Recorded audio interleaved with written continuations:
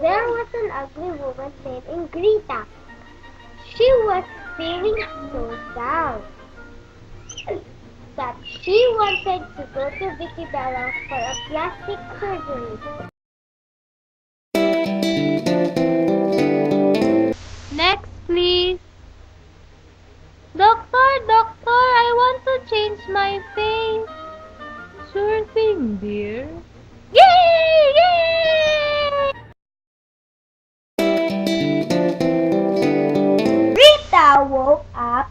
She was surprised that when she looked at the mirror, she saw a different person, so beautiful. Wow, is that me?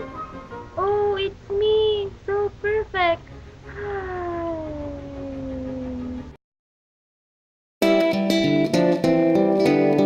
In the park, Ingrita met a terrible accident. A ninja stole her bracelet. Oh no, my lovely bracelet. Help!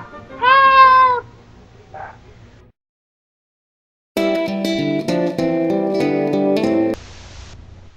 Police! Police! A thief stole my bracelet.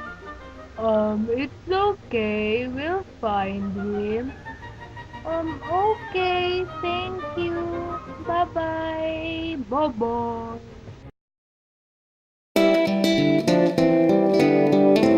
That's the thief! That's the thief!